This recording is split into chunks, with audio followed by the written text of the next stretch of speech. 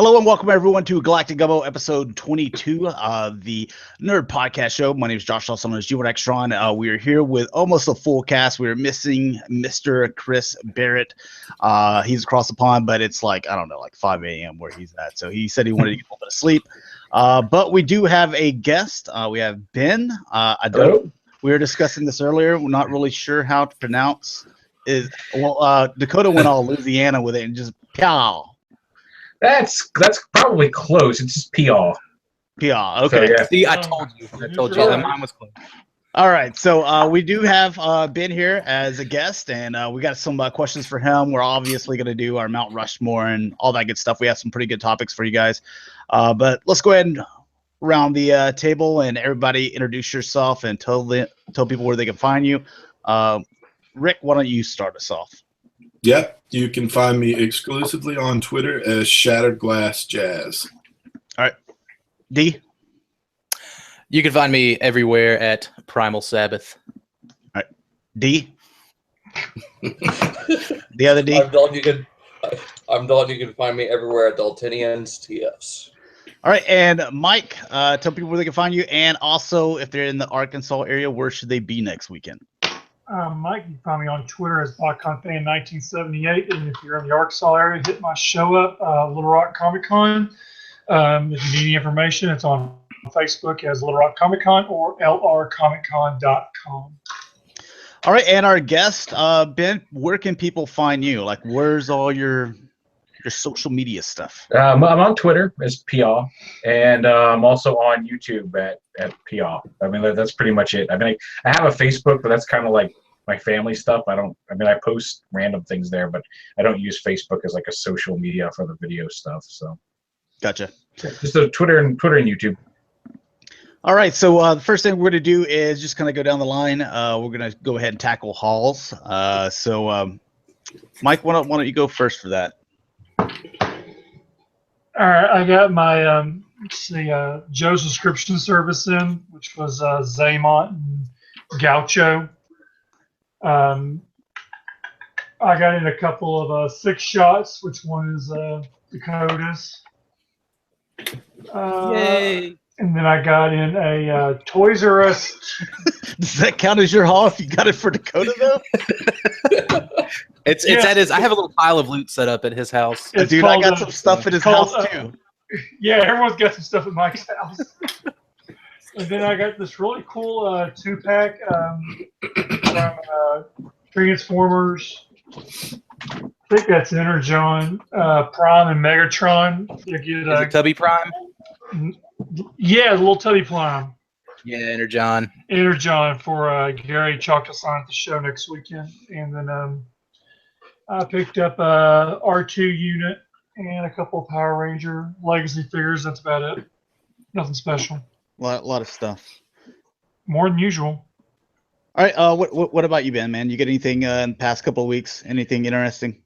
I got the Transformers Club, the Pretender, Optimus, and Megatron. Ooh, yeah, which are pretty cool.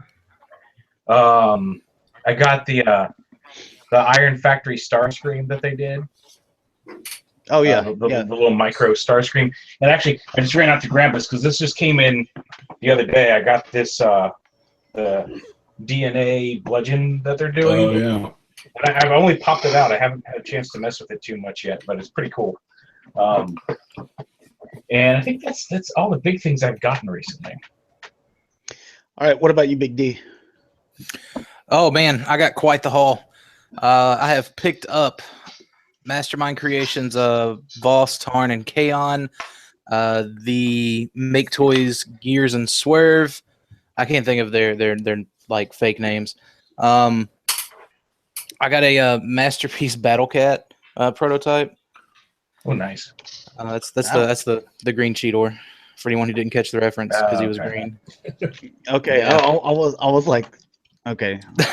I didn't even know He-Man had a Masterpiece line. That's where I was. I wasn't sure it was going Battle Cat prototype. I'm like, oh, hey, cool. That sounds like really cool. I know. I was like, man, I still need the regular Battle Cat. Okay, so the Masterpiece Cheetor prototype. trying to think of anything else worth note. Oh, I picked up Generations Nightbeat, and I picked up the Beelzebub upgrade kit for him to make him proper. That's good. Yeah, and I got the kit for Trailbreaker too, which but I also got this little Beast Wars Beast Wars Razor Beast. My buddy Tyler, who lives in Canada, was like, "Hey man, I'll send it to you for postage," and I was like, "Oh, so I'm still gonna pay $20 for it." And he thought he had a complete one, but he didn't. So he tracked down two. He thought it had like the leg it was missing. So needless to say, I got a complete Razor Beast, and I got two like missing various legs and weapons. So other than that, I think that about does it. Oh yeah, and like all the club stuff. I was about to say that you can't say the stuff that's at Mike's house because that's part of his haul. I was fixing to say you get a 6-shot at my house. Yeah, so got a 6-shot at Mike's house. Little D. Oh boy, it's been a while since I've been on here, so got quite the haul. I've got the Double Pretenders from the club. I've got all of Wave 4 finally for Titan's Return. And thanks to the club sale, I got the Warooters, I got the Zap Trap, and the Diaclone 2-pack Burnout and Lift Ticket.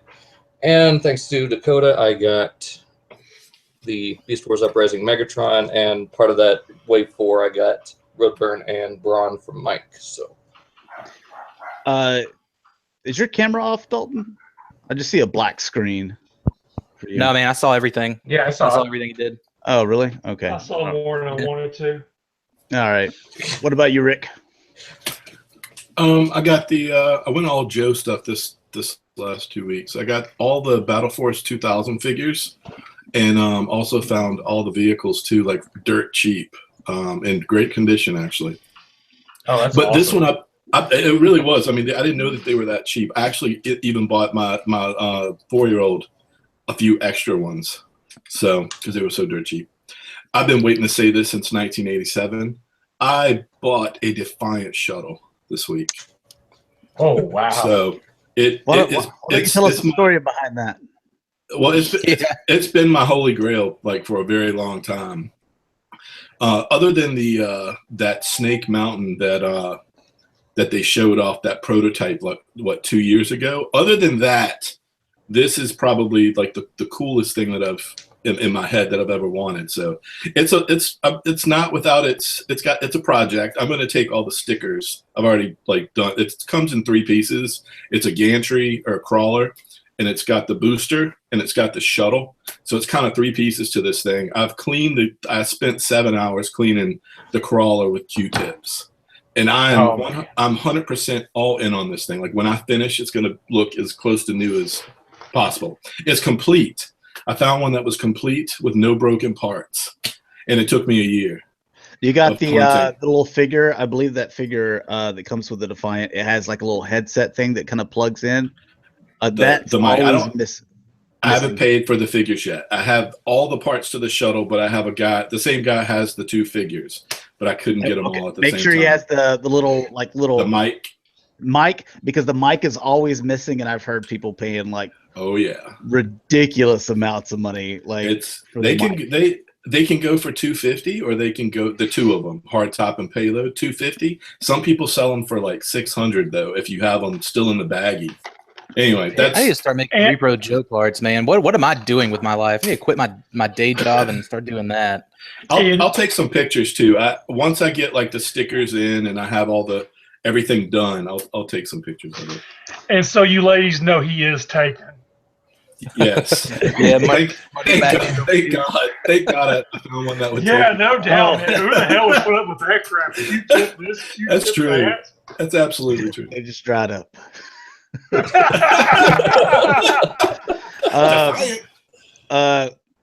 So the little quick story. Give us a little quick story of because you paid for postage to get this thing. Yeah. So the post office would not deliver this item. This never happened to me before, and they said it was too big, and it was big.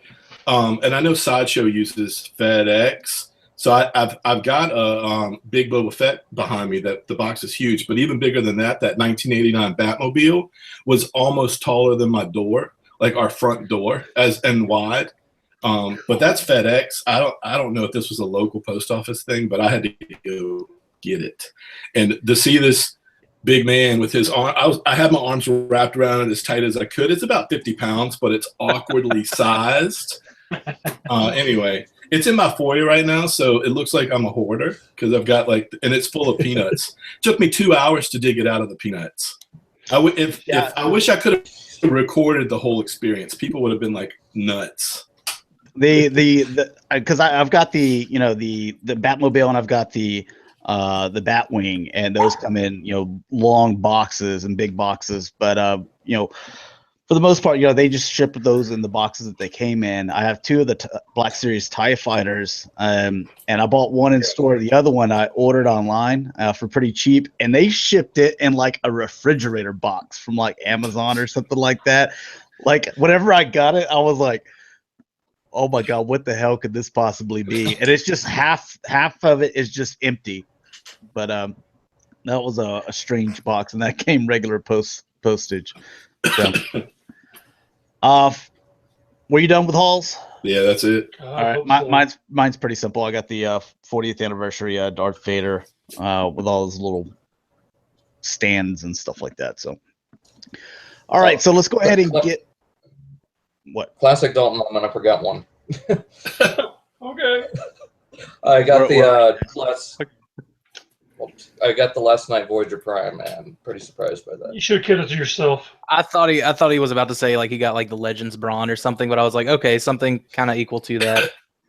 All right. He already does have that. All right, so getting into Mount Rushmore. You guys are pretty familiar how we do Mount Rushmore. It is your top four. It doesn't necessarily mean that they're the best, but they're your particular favorites. Get to pick four for each category. We're going to do 3 Mount Rushmores. And the first one I figured, let's do Batman movies. So who wants to go first on that?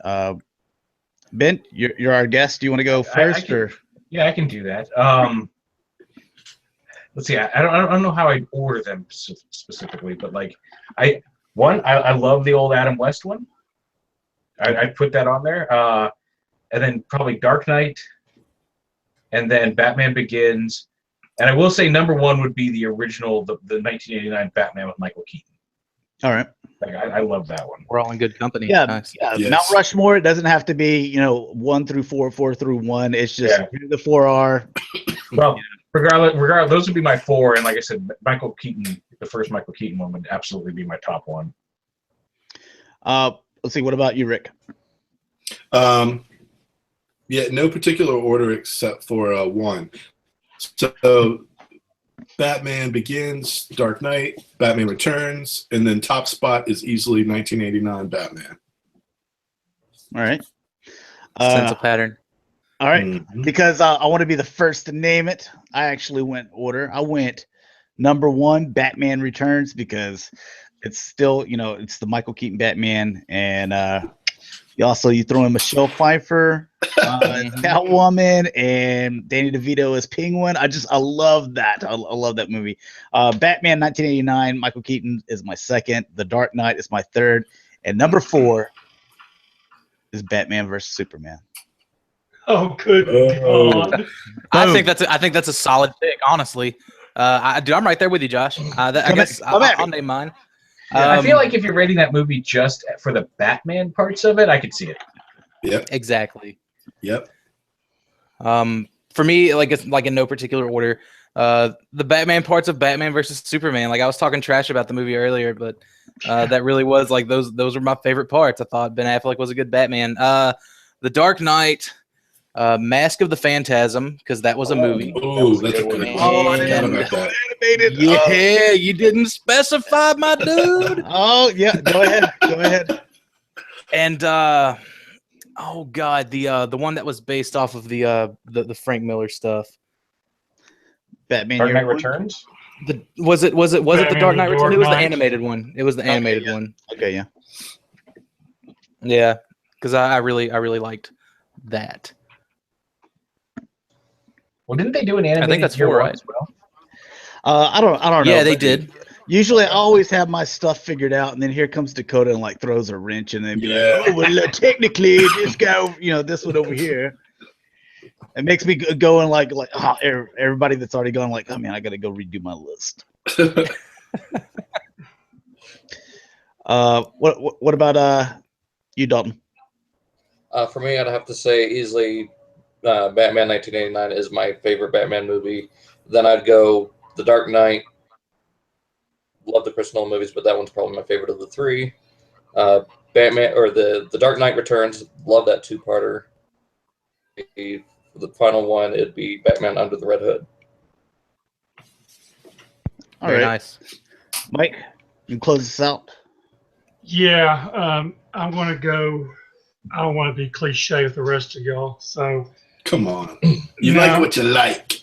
yeah. Well, then in that case, I like Nipple Batman. So I go with Batman and Robin. What? That was the one with Alicia Silverstone in it, wasn't it? Or Yeah. Oh, Yes, no. girl. Nipple. No, I like Yeah. I like George Clooney. So I like Nipple Batman. So then Alicia Silverstone almost got that movie on my list. and then what was the other one on here? The Killing Joke Batman from the cartoon movie one. Yeah, I wasn't even thinking about animated stuff. Yeah, see, I was thinking the one Dakota said till he said it. I'm like, well, I better look something else up. I can't even listen to the rest of your list. The fact that you have Batman and Robin on here. Well, don't forget What? he likes Phantom Menace a lot too. Yeah, I like the Phantom Menace, man. Man. Oh, Flash. Why did we bring him on this show? Well, I said I was going last. Yeah, I'll say like the rest of y'all, Batman 89. I'd like to point out that I was the Maverick, the lone wolf, the rebel that didn't say Batman 1989. Congratulations. So, Also, the rebel that said Batman and Robin. I actually didn't think anyone was going to say that. That's with Arnold Schwarzenegger, Mr. Freeze. Dude, Alicia Silverstone. I'm telling you, Alicia Silverstone. And then Uma And Bat Thurman Nipples. is like a 7-foot poison ivy. Oh God. Let's see.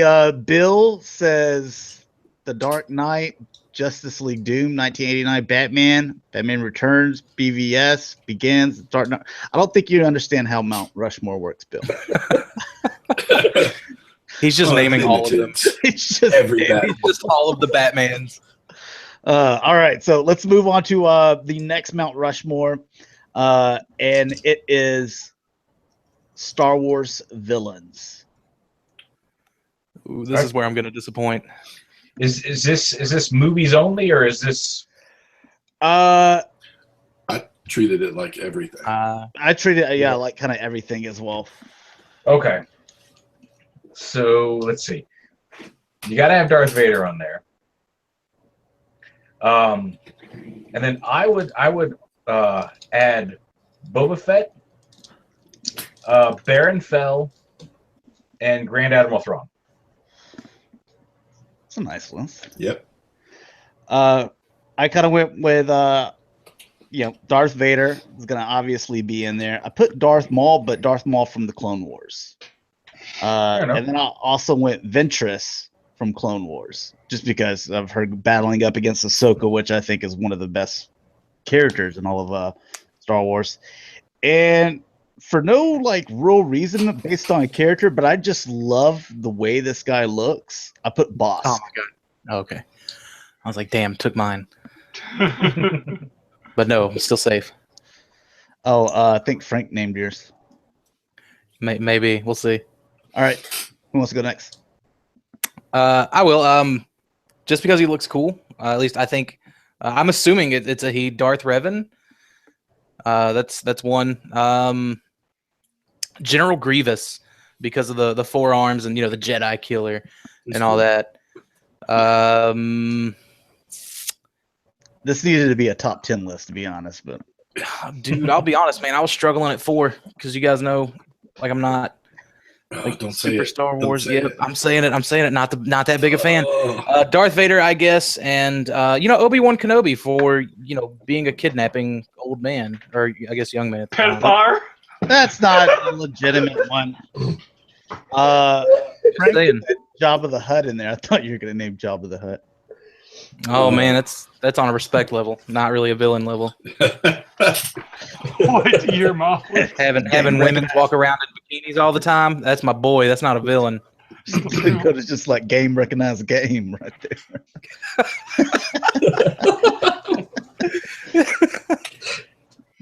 there. Who wants to go next?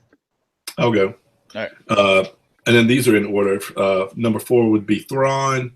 3 would be Asajj Ventress. I do love her. I'd like to know what happened to her. And 2 would be Boba Fett, and Vader is always going to be my 1.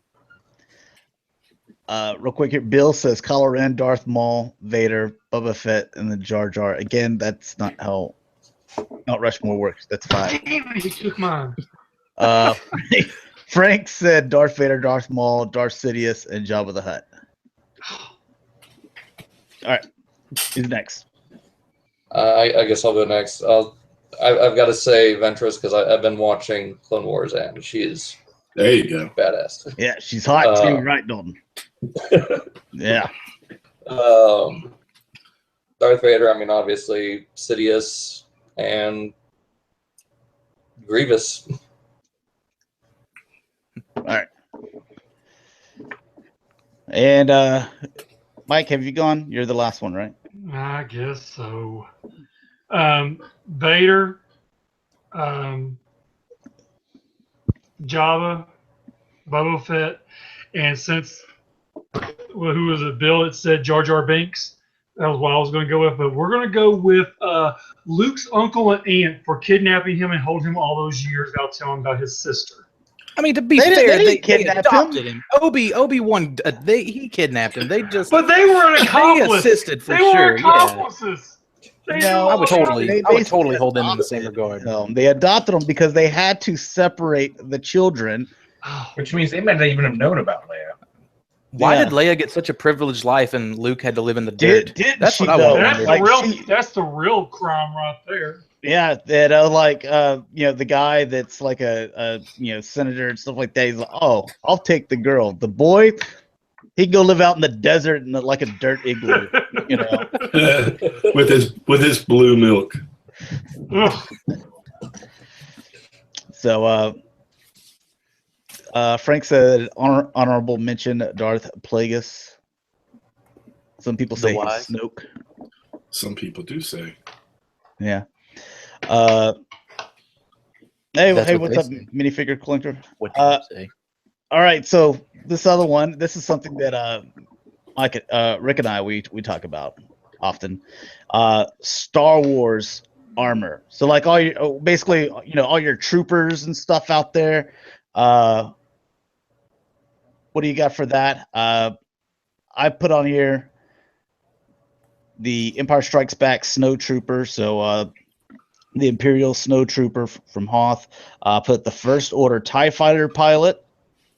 And then what used to always be for like 30 years, or actually longer than that, I guess until Rogue One came out, my favorite armor of all time was the Biker Scout from Return of the Jedi, but then that Scarif Stormtrooper. Dude, I think you pretty much just hit all 4 of mine. Yeah. Because the Scarif Stormtrooper, like Rick and I always talk, is like that looks like it took so many design cues from the Biker Scout, which Exactly. was my favorite. Yeah. The helmet, they even have the same shin pads, and they still have the baggy pants in between the the shins and the waist. So it's like it's the Biker Scout, but redone. Yeah, my 4 would have been that exact list, except I probably would have swapped out the First Order TIE Fighter armor for Mandalorian armor. Okay. Yeah. But I thought it was scary. You ready to throw a wrench in this? Yeah, What do you- man. what do you got? The Biker Scout armor, the one that you mentioned, because I've seen that like at Walmart. I've seen that figure, and I was like, oh, hey, that looks cool. wasn't cool for me to pick it up though. And I guess got to keep it original, man. The Stormtrooper, just solid flat. They're the grunts. You got to show them some respect. The Imperial or First Order? The ones in the episode 4, those Imperial. All right, and the bounty hunter armor, because they all seem to kind of have that same styled aesthetic of armor. And what bounty hunter? There's several bounty hunters, Dakota. Like Boba Fett and Jango Fett and that one chick that I don't know her name. You mean the Mandalorian armor? The Mandalorian armor. That's it. I knew it, but just checking. Spread your wings and fly. Come on, that's what I'm doing. Come on, you're real close to that nerd line. Just need to step on over it. That Star Wars line. I don't know, man. Maybe one day. Frank, he says Mandalorian armor, clone trooper, Palpatine's red guard, and Death Trooper armor. Ooh, yeah, Crimson Guard. Or the Royal Guards, yeah, Imperial Guards. They're in that red. Should be getting those Black Series figures, though. Do not hope. Who wants to go next? I'll go. I beat you. I'd say 4 is Snow Trooper. 3 is going to be, I think they're called, I know there was Clone Commander Wolf. I think his squadron was just called Wolf Squadron.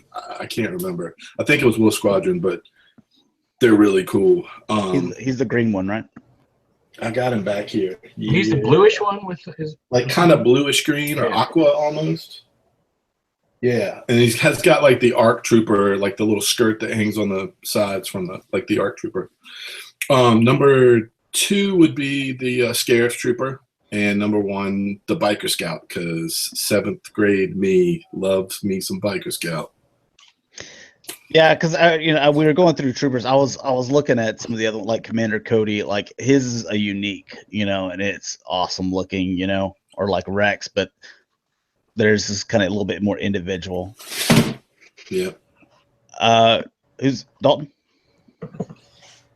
I'm gonna have to go Mandalorian armor. The first order flame trooper armor, because I love the new design to that helmet. Trooper and Death Trooper.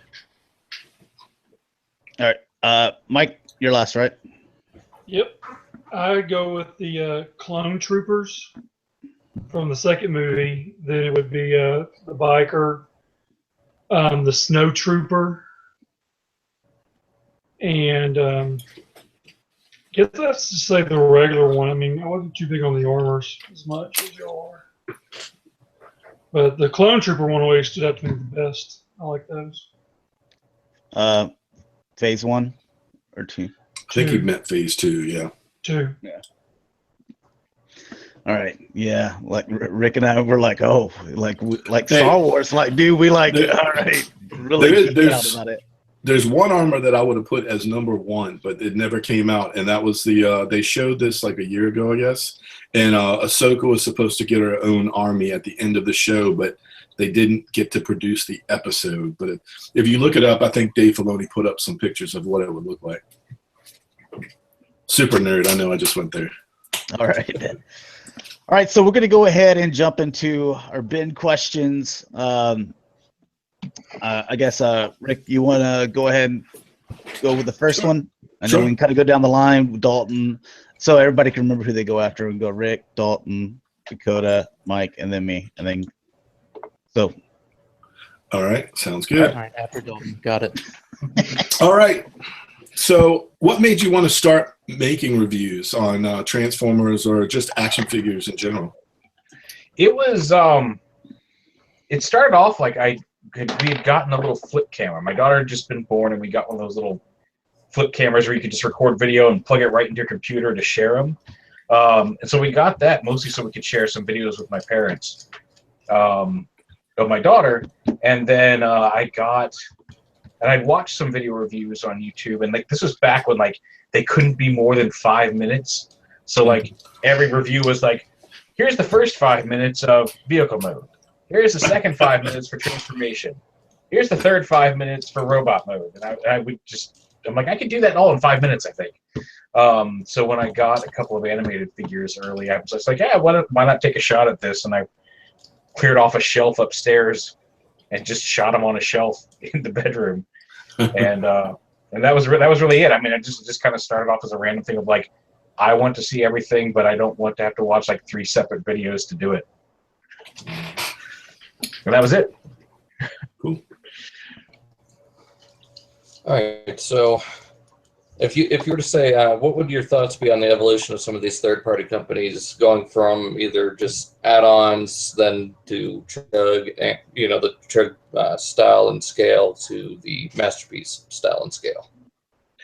I think it's been fun to watch because I think Fans Project started off with that Cliff Jumper add-on kit, and then we had the Magnus armor, and then was TFC the first one to start doing the full figures when they did that Devastator? No, I think that was the Fans Project Springer. Yes, Fans Project Springer. Yeah, but then they very quickly turned to full figures, and there's a lot of neat stuff. I think there's a lot of neat ideas that they're getting to do that we probably wouldn't see on the shelves, at least not for a long, long time. And then like the weird, it seems like they've all kind of gone to either like Iron Factory DX9, like little pocket figures, or the full-on Masterpiece scale figures. And I'm not, they're both cool. Like I like the smaller versions because you can fit a whole bunch of them on a shelf. Yeah. And the Masterpiece style stuff, just like a lot of it's neat. It's a shame. I wish they were a little cheaper.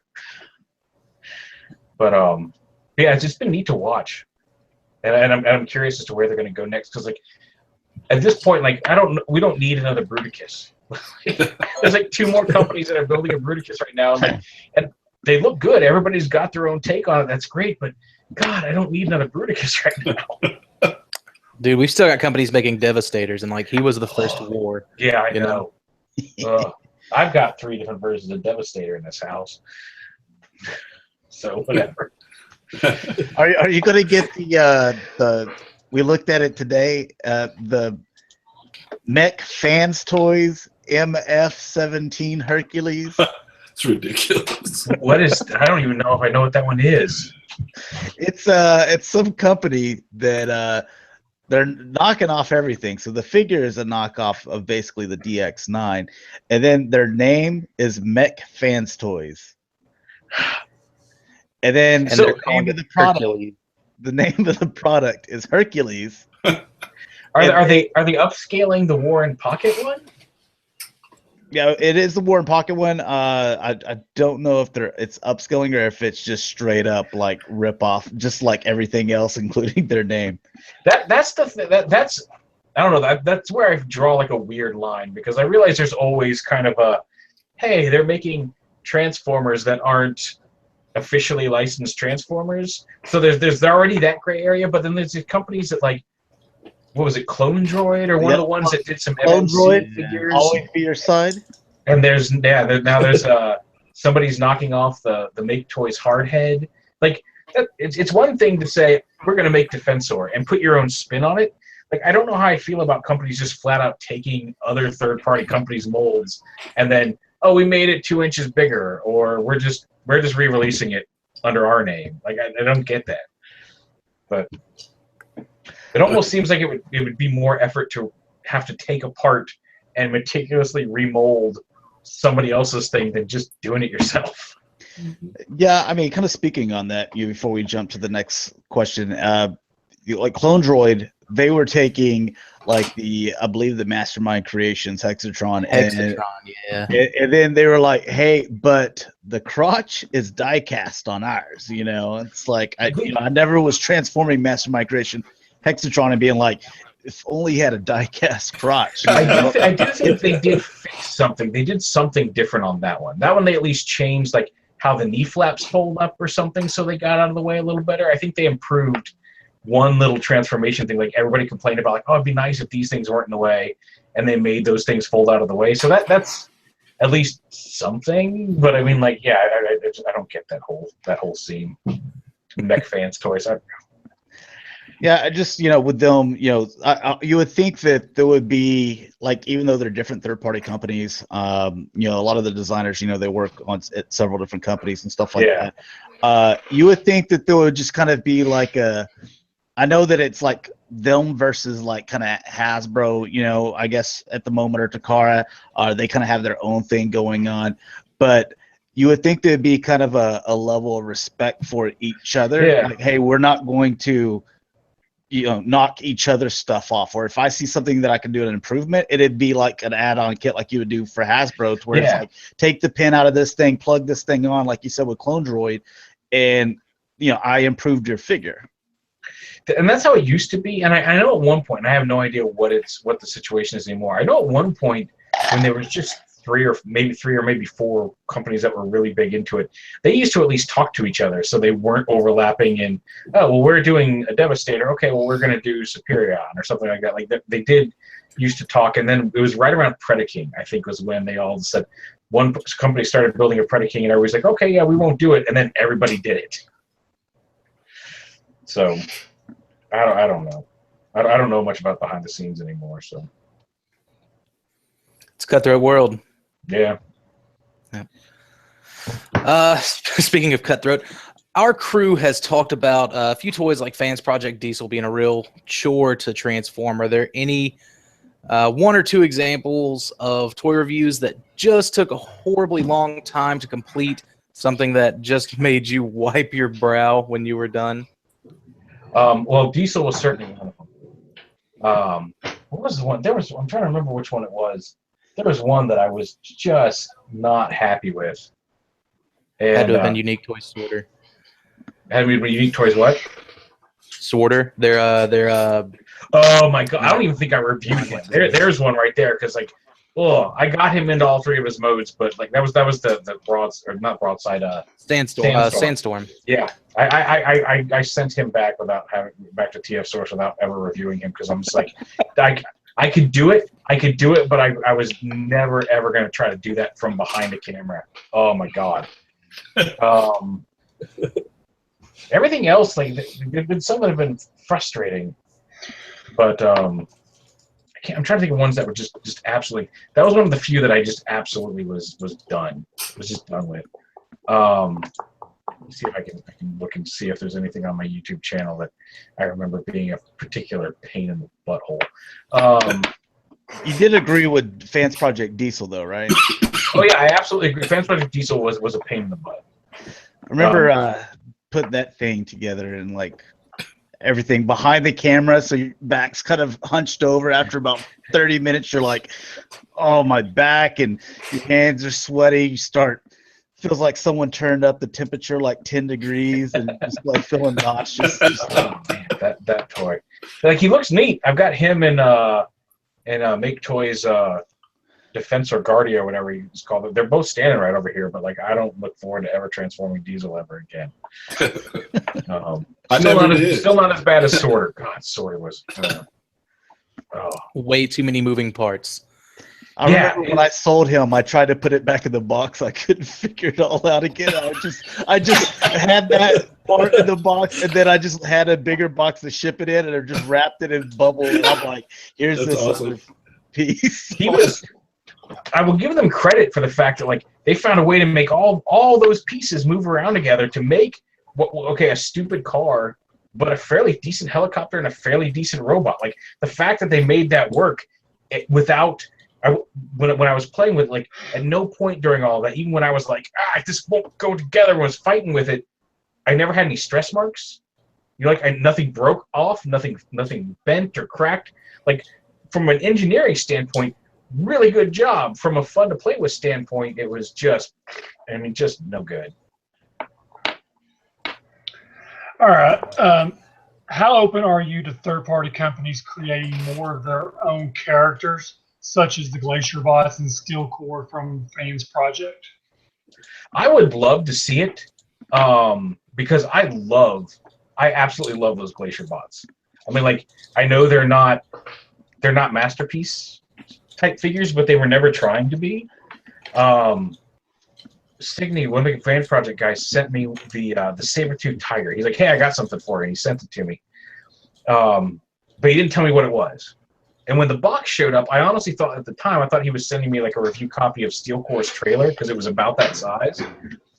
And I opened it up and I saw that thing and I'm like, what is this? And I popped it open and I started playing with the little robot that turns into the chest of the big robot, and then and I was 10 years old again. Like, I love that toy. And I know they had plans for like more in that line, and it just didn't sell well enough. And I'm very sad for that because I really enjoyed that for just the kind of nostalgic factor that it had, as well as being a pretty solid and fun toy. And like Steel Core, I think is really cool. I'd love to see more original stuff. I'd hope that they do it.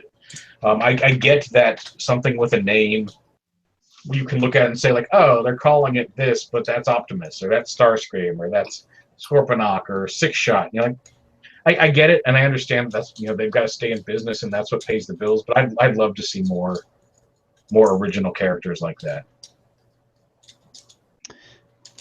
All right, I'm gonna go with someone in the chat's question. Frank, he says, what's Ben's opinion on the MPP-10 and the like? They also have oversized Bumblebee and Sideswipe. So I guess, you know, you kind of, you know, talked about earlier, you have the third-party companies that are kind of knocking off each other. You'd think that there'd be kind of a, you know, a certain level of respect there. But what about them knocking off and oversizing or even just knocking off completely the Hasbro Takara Masterpiece line? See, that's where again you're like I don't like it personally, but what's your opinion on it?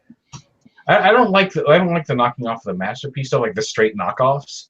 The oversizing things, like, I honestly haven't messed with them. Way back in the day, I did have one of those iGear, the MP10 that they shrank.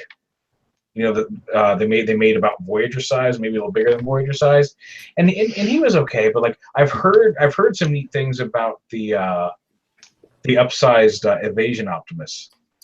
Like they fixed a couple of things on it, and the paint's really nice, and it looks really stunning. I think it's a neat concept. I don't know that, again, that we need it. But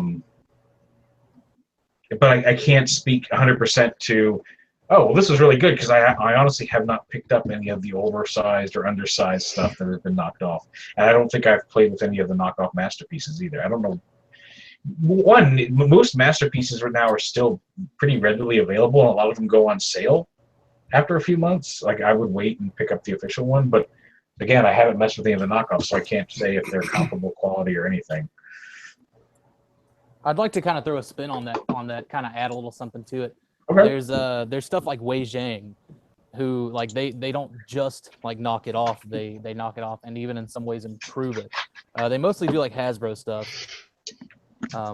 Like, is that, you know, where they take like a base, just kind of your feelings on it, like, you know, like the Hound. They took that base Age of Extinction Hound, Right. They upsized it, but they added all of that extra.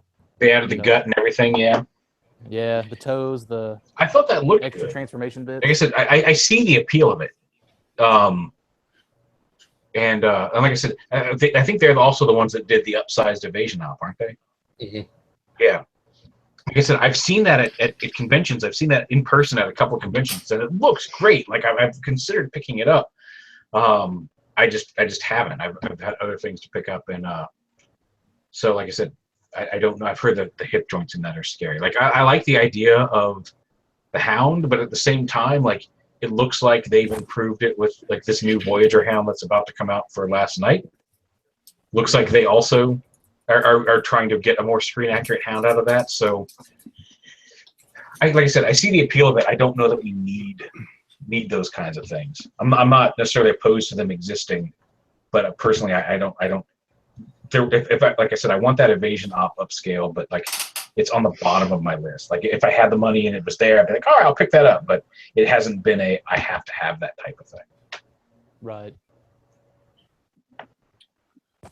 All right. You've had hands-on experience with a ton of robots over the years. Are there any that just stand out to you as being the best of the best, something that you will keep in your collection and also, you know, maybe suggest to folks watching the show? Best of the best. Let me look around here because I've got a whole bunch. I do like MP10. Although, like, with Masterpiece Megatron coming out, and the last couple of MPs they've done that have been a little bit more cartoon visually, like now I'm looking at MP10, I'm like, oh, they could probably improve you. And then I'm like, but I don't need a third Masterpiece. I don't need at least a third Masterpiece Optimus Prime. But like, but I really do like MP10. The Make Toys' Downbeat, their jazz, I think is really nice. I'm trying to think, what do I have in here that I keep? That's almost always been on display. I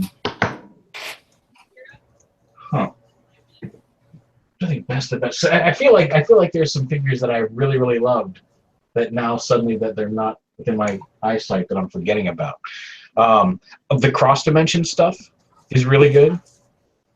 I forgot. You know what toys are? These are not necessarily Transformers. They're robots. There's a Korean line called Bike Loans, which is they're for kids. They're simpler, but they're combiners, and like they're all. The first series had a couple that could combine, like each robot either turn into like the upper half or the lower half of a combined robot, and then they could swap, and then they each could turn into a limb that combined onto a larger middle robot to form a giant robot. And then the second wave had like there was a set that was a saber-toothed tiger and a dire wolf that combined into a robot, but they did it so like the left arm and the right leg were all one of the figures, and then the left leg and the right arm were one of the figures. They crossed over each other, which is really cool. And then they became the arms for a bigger one. Like those have been really fun. Like, it seems silly, like these little kids cartoon toys from Korea, but they're huge, and I love them. They're on my bedroom shelf. A couple of the Make Toys Chrome. There's a lot of Make Toy stuff on this list. I should probably branch out. I really like MMC's. Overlord. Mm-hmm.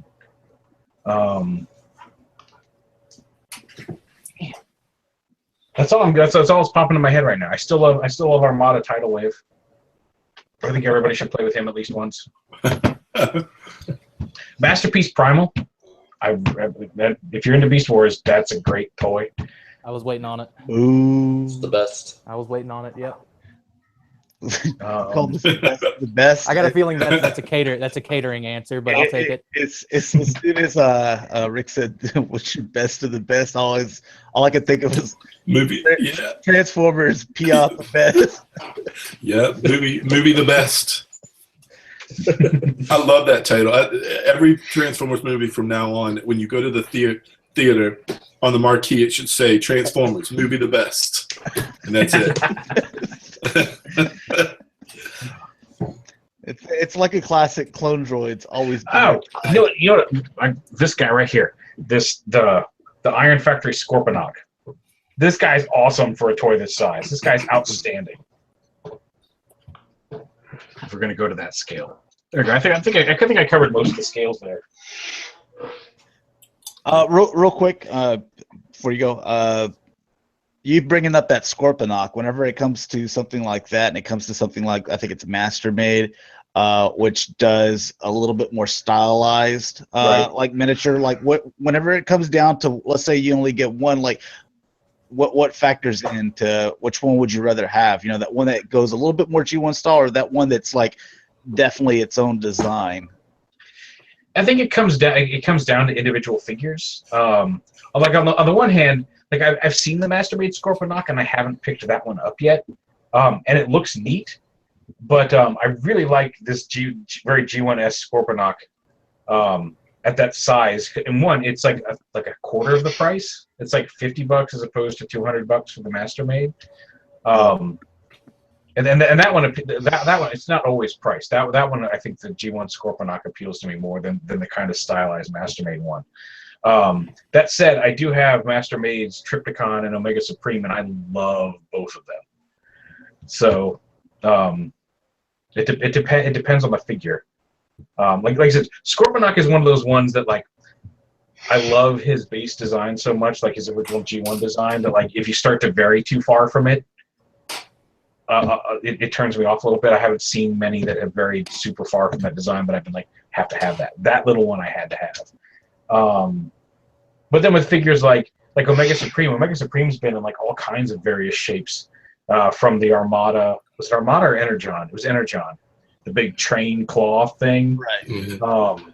And I'm a little bit more lenient with how they swap him around, because I'm trying to think of an Omega Supreme that I haven't at least dug a little bit. So it really depends on the character. I think there are some characters that are just so iconic the way they are that if you vary too much, like also Fort Max, like the new Titans Return Fort Max, I dig it, but I still don't dig it as much as my old G1 one. I think he's just one of those guys that just already had an iconic enough look. Like you couldn't change Hot Rod too much, like last night, you know. But like Hot Rod really kind of has to look like Hot Rod, or he just doesn't work for me. So, but yeah, Scorponok, I would absolutely pick that Iron Factory one over the Master Raid. All right. All right. So when it comes to the realm of reviewing toys and all the action figures, what would you say are some of the worst ones you've looked at? I know we've talked about the really frustrating ones, like transformation-wise, but what would you say are some of the just terrible? Yeah, Arachnid from Prime was horrible. The flip and change lockdown was a giant piece of crap. A lot of these are probably going to be from mainstream Hasbro stuff. Wasn't the flip and change lockdown like? Didn't you do like just a 10-second video on it? I did a 3-second video of it. Okay. It wasn't even on YouTube. It was on Vine, I think, which was literally just me throwing the toy to a corner and screaming, "God damn it!" It was it was a useless toy. It was dumb as shit. So I'm trying to think what else toys that just completely disappointed me. All the Bayformers? No, not all the Bayformers. There's been some good stuff in there. I mean, not all of them, but I mean, like I think the first movie was iffy. There were a couple that were decent, but not horrible. I think by the second movie rolled around, like the problem with the Bayformers movies is they keep changing the designs like every movie. So and then the toy makers have to scramble to keep up. Like you're never going to get like a fully screen accurate toy, because by the time they finally nail like movie 3 Optimus, they're on to like movie 6, and it's a completely different design. What was the toy that kept falling apart on me? The unique toys. I mean, maybe it's it might be they got new knees and new fixes, but like this Blitzwing, like I like his design, but like he can't stand and his feet are a pain in the butt. And like this is admittedly just a quality control issue, but like this loose spin, like for all of his looks, he should be fun, and he's just no fun. He's like literally. Is it the KFC? Is it Ditka? I think is this one. Oh. And I want to like him. Like I look at him in robot mode, and even with the things people said his turret collapses, and it does. There are a couple things that I missed because I didn't get any instructions with it. But even when you do it all right, like it's just he looks like he should be fun, and then you start playing with him, and he just isn't. So he lives in a box in here. Also, this is the thing I don't get. Like, neat idea. Like this is like almost all Ditka add-on parts, with the exception of like this hoist crane here. Like there's missiles, and you have to build your own missiles with him, and it was just no fun.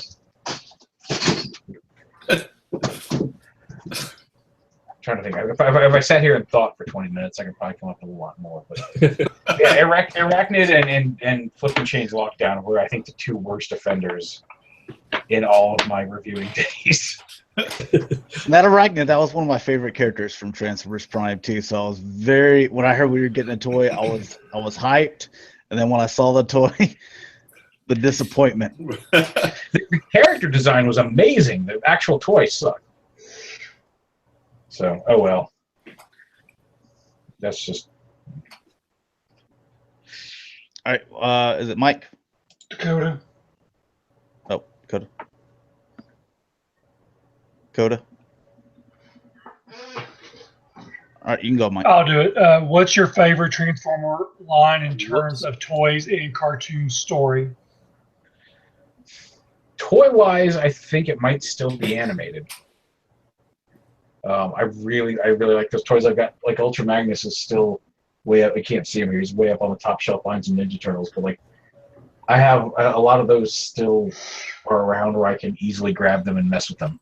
I just thought they had a lot of character to the designs, and the fact that like they managed to capture so much of what they look like on the cartoon in the toys. And I'm trying to think of another. I mean, like I guess like the Unicron trilogy stuff kind of did because they were basically just wireframing the toys and animating their transformations on the cartoon, you know, when they would transform. Yeah.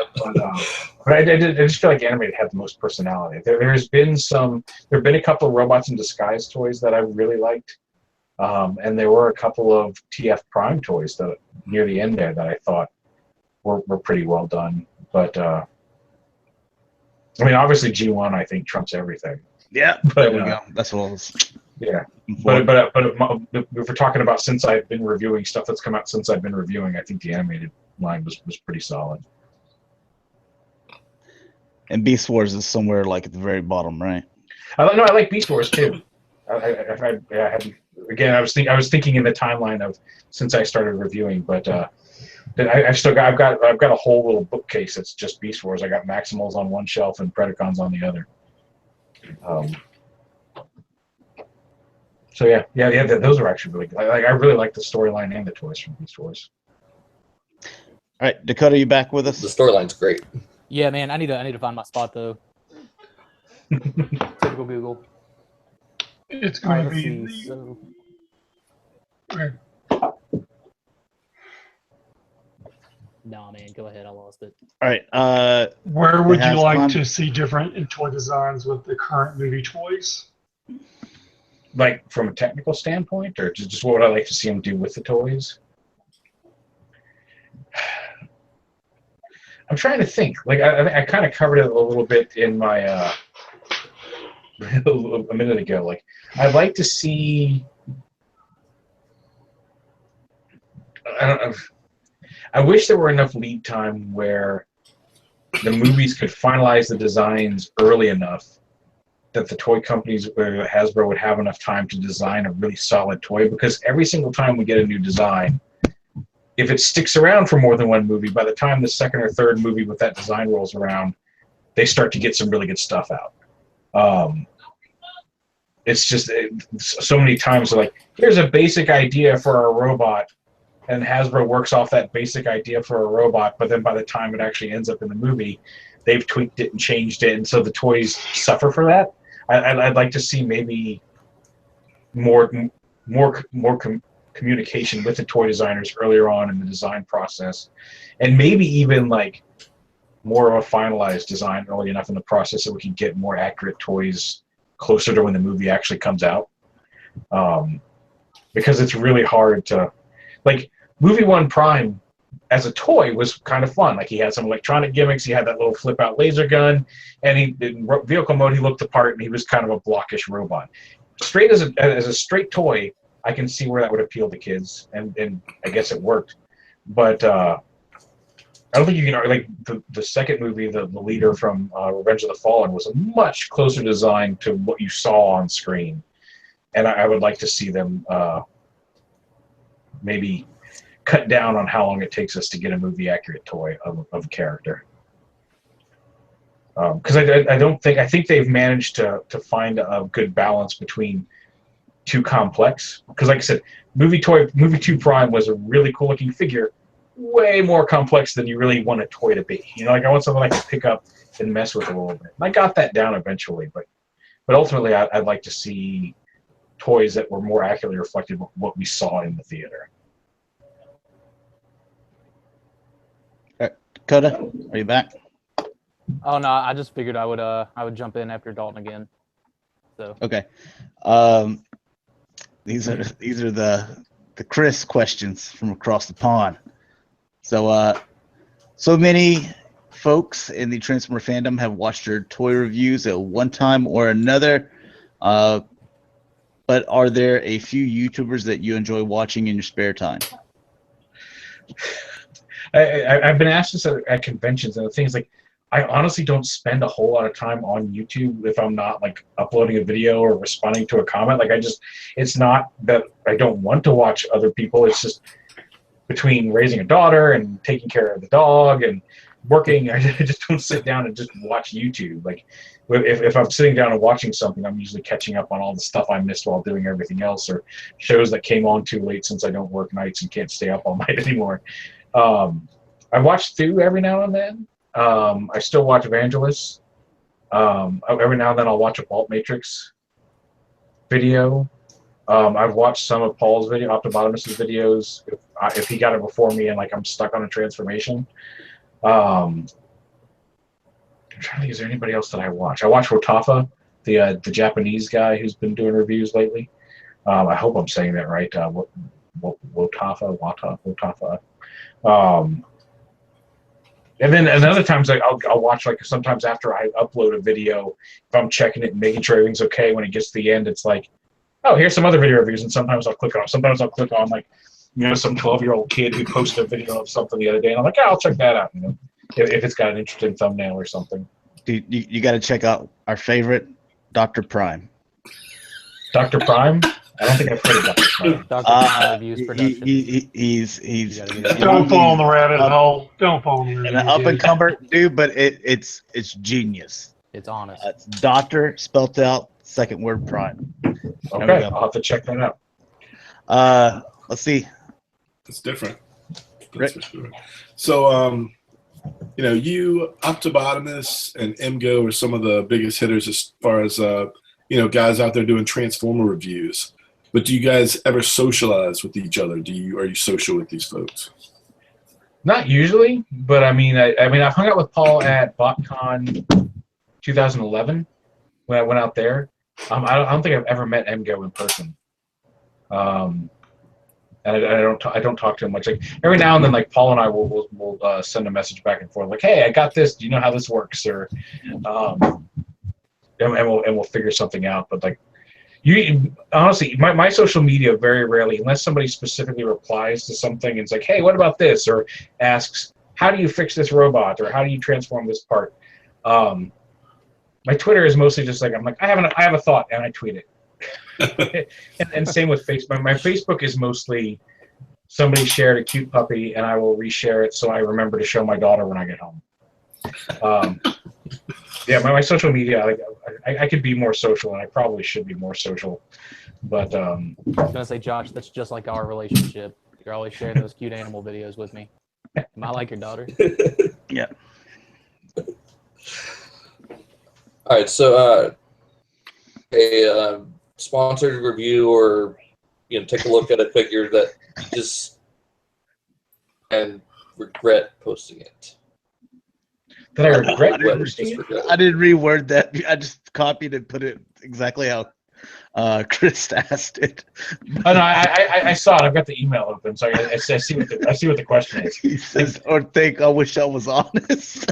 Well, but that's the thing. Like, I don't feel like I'm trying to think of a time when I've lost some, like, review samples because I didn't like Dr. Wu. Like, I don't get anything from him anymore because I was reviewing that resin Junkion add-on set they did, and the little tab that plugged the shield onto his arm broke in my video, and I was like, well, that just broke, and I didn't know what to do because, like, I wasn't being super rough with it, but they also didn't say, hey, because I'd done it several times at home without it popping off, and that I was just like, well, that broke, so I guess that happened, and he was just like, you get more stuff. So, but usually, like, some people have said, like, oh, you know, you're getting toys because you promised to give them good reviews, and, like, I've only had, like, 2 companies ever say, hey, we want a good review for this, will you review it? And, like, I generally turn those down. Like, I never accept anything under the pretense of give this a good review or you will not get any stuff from us. I don't feel like there's anything I've ever done where I've been less than honest about how I feel about it. Now, I will admit, a lot of my fascination with Transformers is I like how they work. I like seeing how they go from, like, that's my biggest fascination is, like, how does that work? How does that car turn into this robot? And like MP Megatron was like, how does it work? You know, like I'm like, I have to get that because I have to figure out how that works. And if you can impress me on that scale, like, I admit I am more forgiving on, like, well, this flap's a little loose. But I try to be honest. I don't feel like I've ever been dishonest about how I felt about something in a review. Certainly not out of fear of not getting any more stuff. Because you get stuff or you don't. And, like, some companies have not sent me stuff for a while, and some companies have said, hey, we want your stuff. And some people, like, you know, I don't know, maybe they send more stuff because they know that I'm not going to be, like, because the thing is, like, I don't feel like people say, like, oh, well, you're not hard enough on it, or you, like, everything is, you like everything. And I'm like, if you watch my reviews, like, I try to be honest. I point out, like, oh, hey, this is loose, or this is a problem, but I don't get, like, this is crap, you know, like, I don't get super animated about it. Like, I don't get angry when something doesn't work, with the exception of, like, the Lockdown review and their Active review, where I really just kind of went, wah.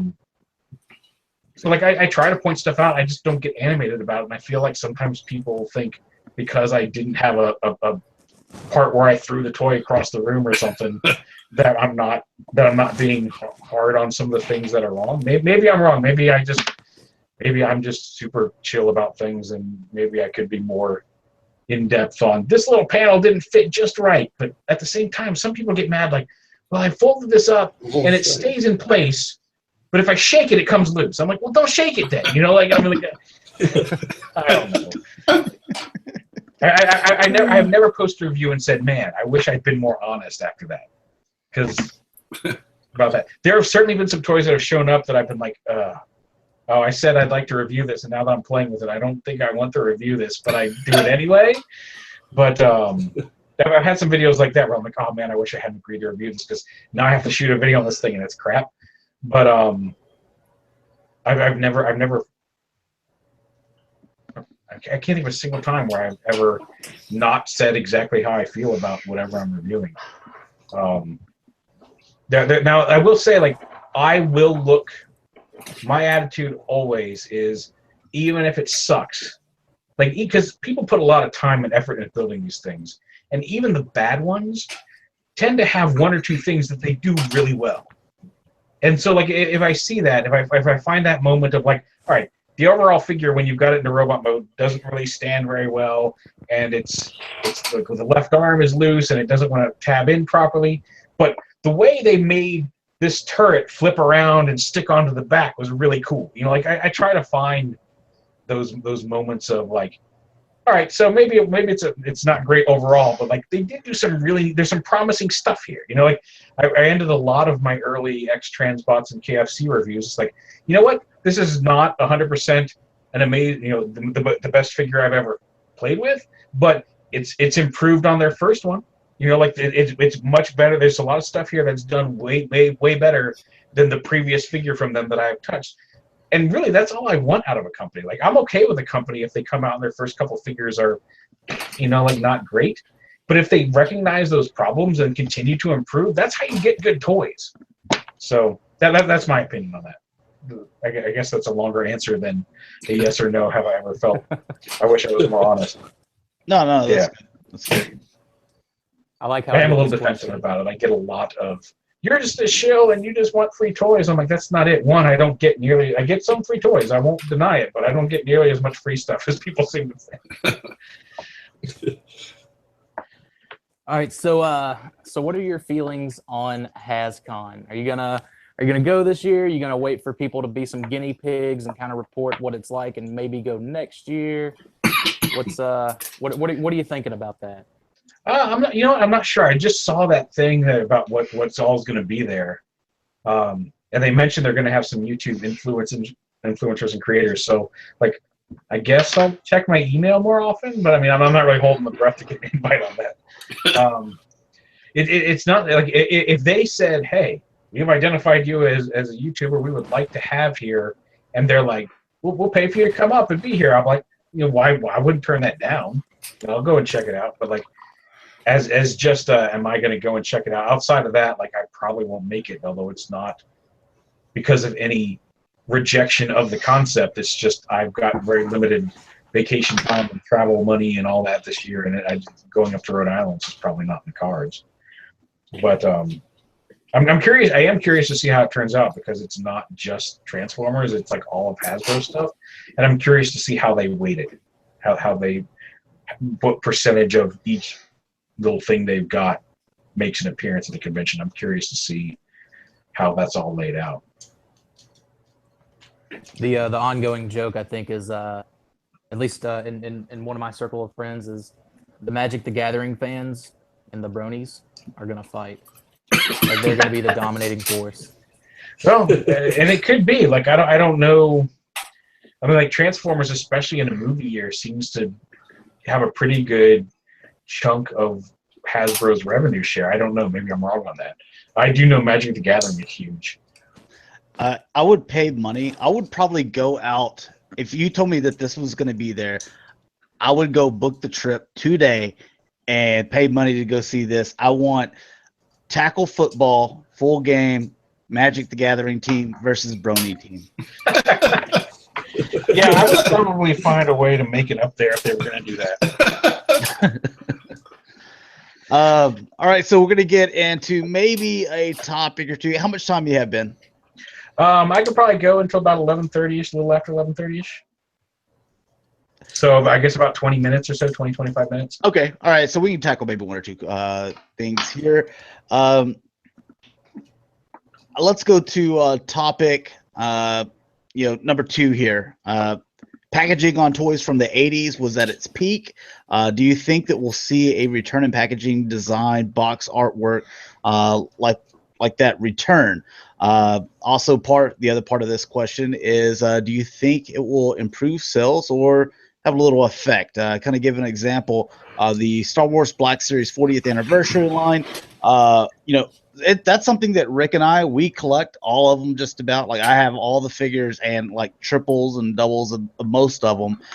Where Mike, he picked up one here and there throughout this line, but then he saw that Kenner style card artwork from like back in the 70s reminded him when he was younger, and so he was like, let me pick these up, and now he's picking them all up.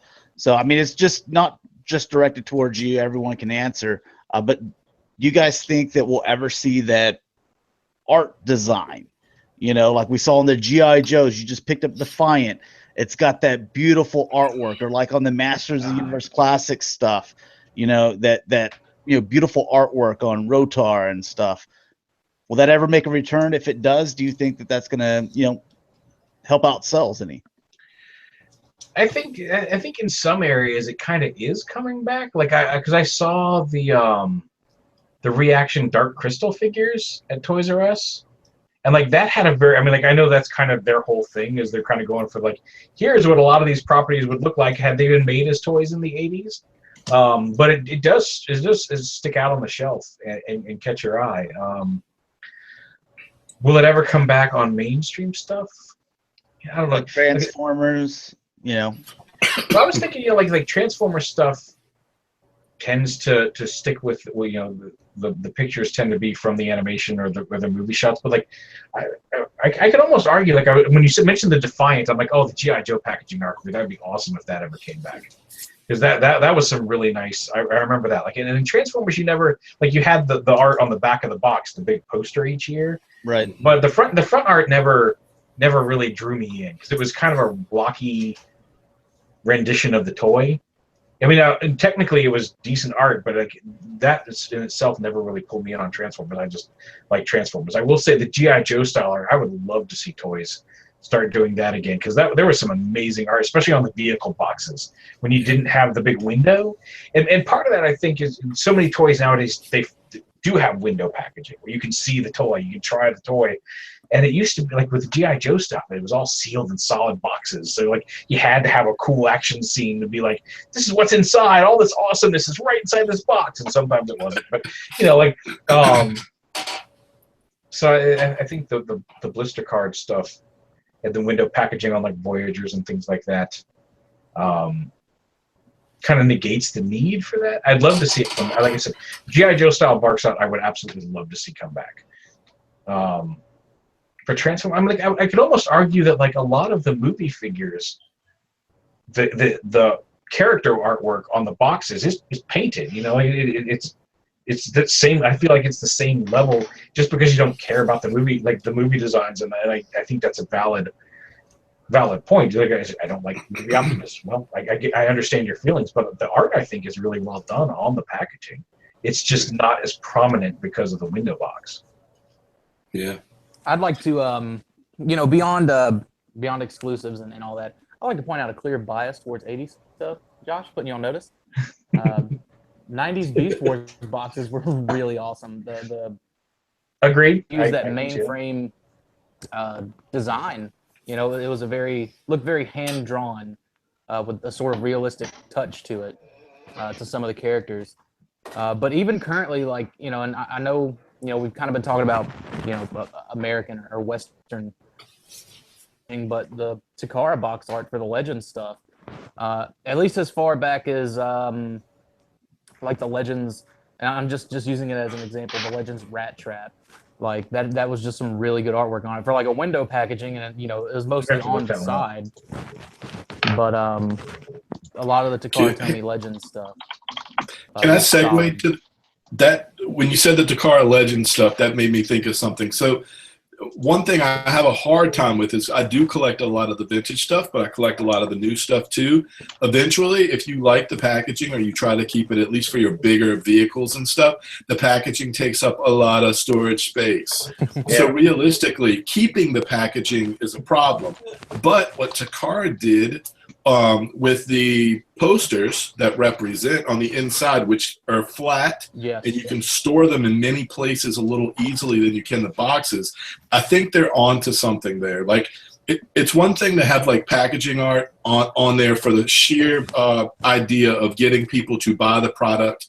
Like the Mike example at the beginning, he's not a Black Series collector, but as soon as they went to the vintage style cards, he bought the whole series.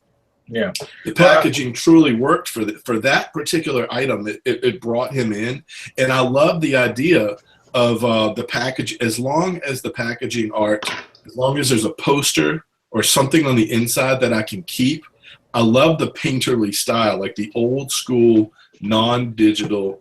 And if it is digital, right, still old school kind of throwback painterly style, but please put it, if they would ever do it again, put a poster on the inside so I could keep it. Because like the only thing I've got in my garage, I've got a lot of vehicles, a lot of different stuff. I've got a Tomahawk, a Killer Whale. I can count on like one hand the boxes that I've kept, because they just take up so much space, and I hate throwing them out. It's worse than anything. But if I had a poster of all those things, I would love having a poster of those things. I know someone made like a USS Flag poster, was it like last year, and released it? Might have been even this year.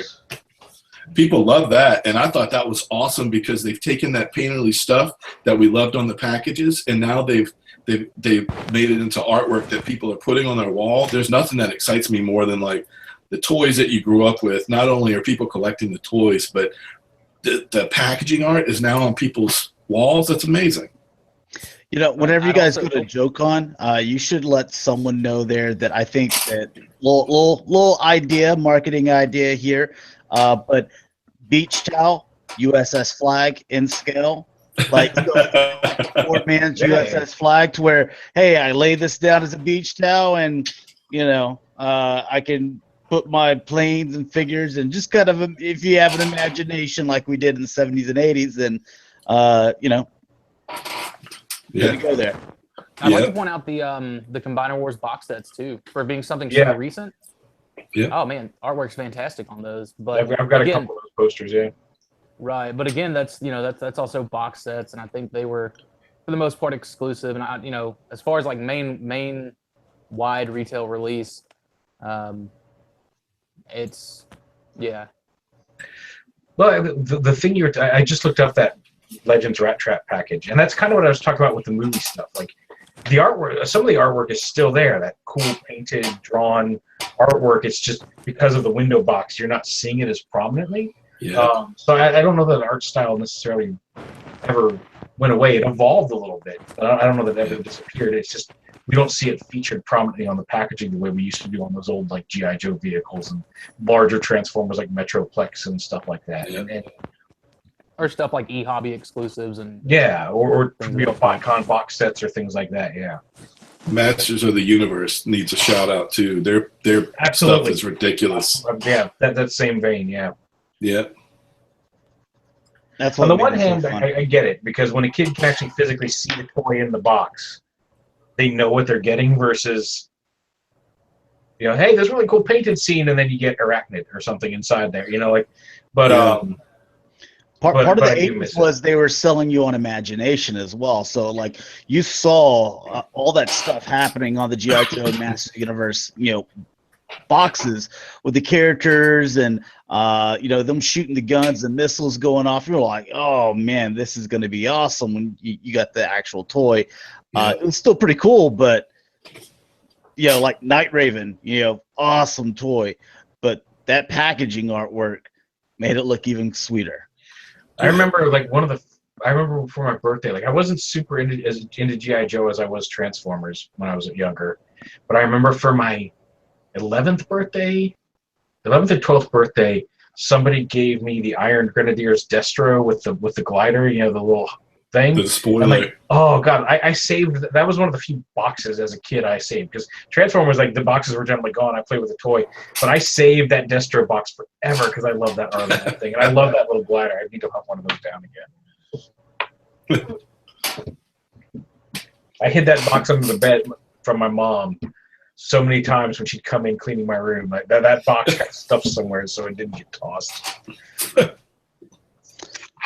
Anyone else have anything to add to that?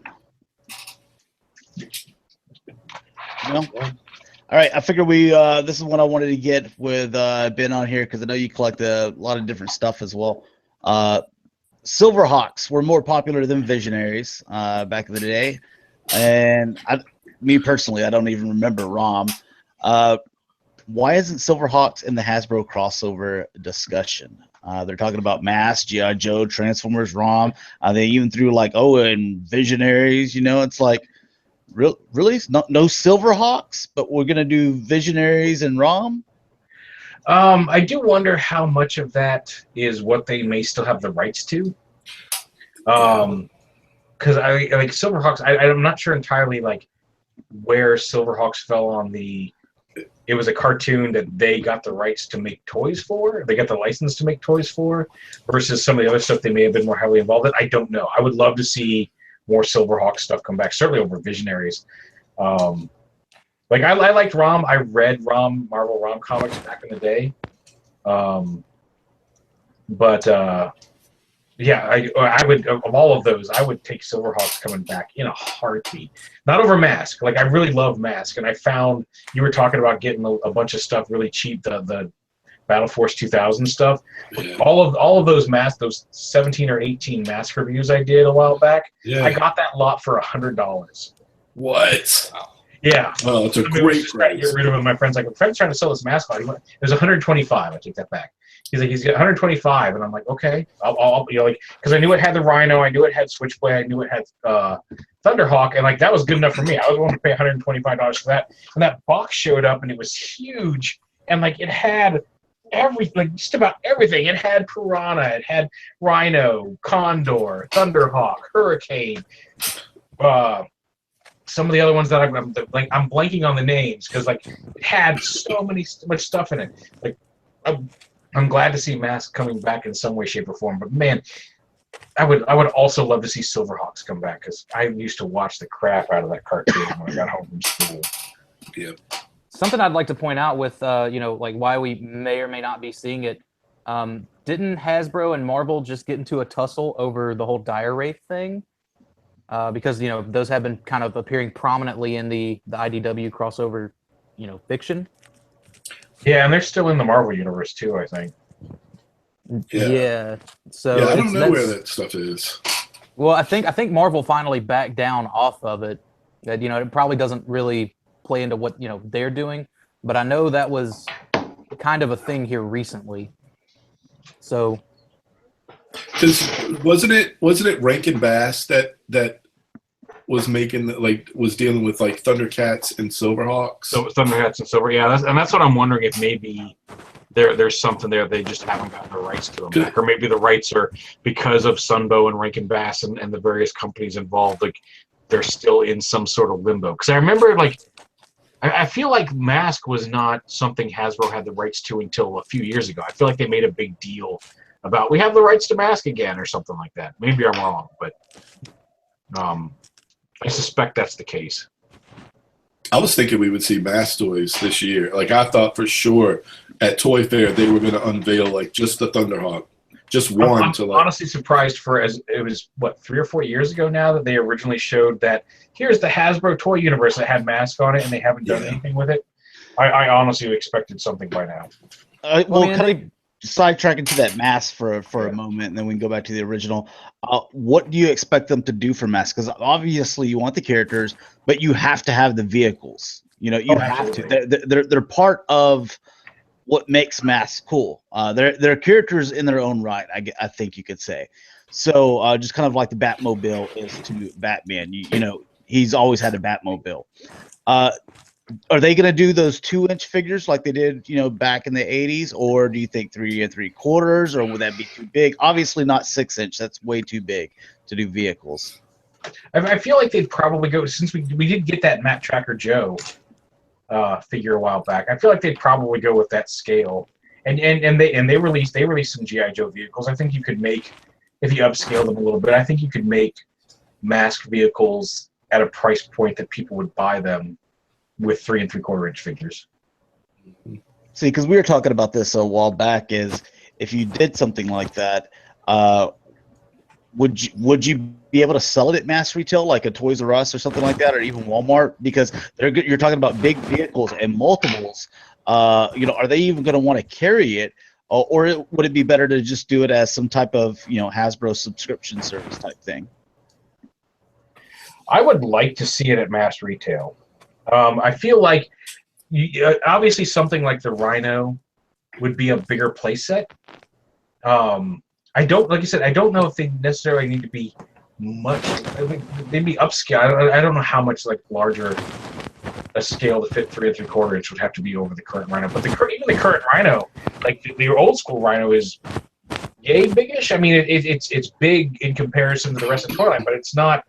If you upscale it for smaller, you know, larger figures, even $70, $80 toy as one of the high ends of the thing. But I feel like you could do Thunderhawk for $29.99 with a figure. I think you could, because if we're getting, you know, it transforms, but like Thunderhawk flipped the doors up and popped up a spoiler, and then had a little dude sit inside of it. I mean, the vehicle modes weren't massive, or they didn't have to transform like Transformers do. Like, you could do that with fewer moving parts, and I think you could probably do 3 3/4 scale vehicles without being super expensive toys, because they're not quite as toys. They're not as involved as, you know, a $30 transfer. Maybe I'm wrong. I have nothing. I don't know nothing about business. Well, I know parts count plays a big part of it, as far as, you know, expenses on Transformers and whatnot. Parts count and paint, like that's always the big issue with expenses, and then of course packaging, you know, for shipping and all of that. Yeah. I totally agree. I'm looking. I might have maybe a dozen of them, and I'm looking at like Gator, Piranha, and Condor, and there's just no way they. So if they did it like they did Transformers, and they had like Legends or like a Deluxe and a Voyager and a Leader, they could totally do it. And I agree with Ben. I think they could keep it fairly affordable. If the Rhino was the Leader and Condor was your Legend, and they did it that way, so you get a wave of like 2 or 3.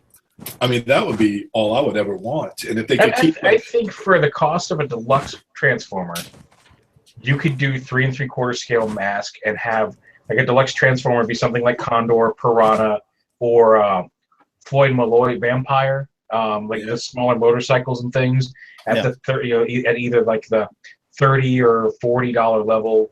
Maybe even as high as like a Leader class Transformer. You could do things like Switchblade and Thunderhawk and Hurricane and some of the cars, and then you have, you know, one of the bigger pieces be the Rhino, and of course, you know, like the big $100 playset being Boulder Hill. But Yeah. I think they could make that work. Maybe I'm wrong, but I'd love to see it.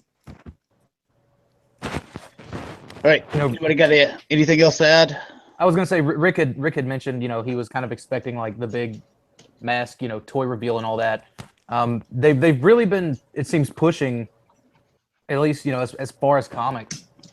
They're that whole combined universe agenda thing. Yeah. And I think there's a lot of missed opportunities there of promotion and then getting these toys out. I think it's there. I agree. I wish they would concentrate on, like, when they have a toy fair or even a SDCC. I don't necessarily think that they have to have like a great big budget movie, but if they had some stuff just to get buzz around it, other than just showing the logo. Imagine being on the floor and that Rock Z came out, the actual like a Thunderhawk. Oh, it's got such a retro buzz to it. And the property is so cool. I mean, somewhere between, Transformers and G.I. Joe is where Mask lives and breathes. It's ridiculous that their creative teams or the higher ups haven't listened to them to come up with a way to launch this without a big budget. I'm down with the shared universe. I'm buying the comics. I like them. I don't know if they need like a big budget movie. I know they like to lean on the big budget movies. I mean, I know Ponies leans on the animation and the comics, and that seemed to work for that. But I think as long as they have a little bit of fiction, but they make some real cool decisions on how they introduce it to the public or reintroduce it to the public, that property, I know when I met Josh, I think it was Josh that night at BotCon, I want to say we walked into a conversation about mass toys that night. It was like mass toys and Ahsoka, and I'm like, all right, I'm going to be buddies with these guys. Yeah, but to get back to the original question, like, I don't know why Silverhawks is not part of it. I would love to see them come back. I would adore seeing Silverhawks come back. I would love it. Like, so if I get Silverhawks and Jason the Wheeled Warriors back, yes, as well, and Mask, I'd be a happy kid. And I would go to HasCon if they had all those. If they had, if they had Mask, I would be like, because I want to know what the exclusive merchandise is. If it was like hey, we're unveiling our new Mask line, and you can only get the Thunderhawk right now at HasCon, and like it won't be out until like December for everybody else. I'd be at HasCon in a goddamn heartbeat. Like in a heartbeat, I would be there. If I had to drive and get in my car and drive all night just to make it, I would be there. I would have to send some money because you'd definitely have to be a mule for Oh. And then they need to use YouTube in cool ways too, or social media just in general. Like if they just had, when they pick up these properties or they're thinking about picking up these properties and being able to like tease that stuff and talk to us a little bit more about what it is we want. I mean, I just feel like they're not doing everything they can. And we're, we kind of come in and we see a logo and 4 years pass and there's a shared universe and that's all that happened in the last 4. I mean, it's cool that we have a mass comic. I love that. Well, but it just seems they like did do that Matt Tracker figure. They did. Yeah. And that was it. Like, I was all excited with it. I have it. It's right over there. And like, I was super excited when that Matt Tracker figure came out and then nothing. And I'm like, was that 2009? It was like 2008, 7, 9 in the 20th, the end of the 20th anniversary line, kind of, wasn't it? Yeah, maybe. It was when you could go in Target. Longer than that we saw Mask. Specialist Tracker. Looking it up. See if I can find out when it came out. Come on, I'm skipping through you. Yeah, if they could have done more with it then. That was a cool figure too. I mean, it looked really cool seeing him at that size. Yeah. He came out in 2008. Okay. It's almost a decade ago. Yeah. Yeah. Well. Anybody have anything else to add? I've been going for well over an hour and a half here. No? All right, go ahead and sign out first off. Thanks, Ben, for coming on, man, and thank you for having me. I appreciate it. Thank you. Yeah, most definitely. Mike, why don't you start us off, man? You can find me on Twitter as BotconFan1978. Right. Ben? Find me on Twitter as Peaugh, Peaugh, and same on YouTube. Either one is a great place to check me out. All right. Dakota? You can find me everywhere at PrimalSabbath. D? I'm Dalton. You can find me everywhere at Daltonians TFs. All right. And Rick? And I'm on Twitter, Shatrdglassjazz. All right, and you can find me, G1Xtron, on Twitter, YouTube, Instagram, and Facebook page, The G1Xtron. Thanks a lot for watching, guys. Cybercast is in video form. This will be in video form a little bit later, and we will have to do these shows again, not this Saturday, but next Saturday. And if you're interested in sending your collection in for Collection Spotlight for Cybercast, you can send those pictures to me in an email at g1xtron@gmail.com. So until a couple of weeks, we'll talk to you guys later. Peace.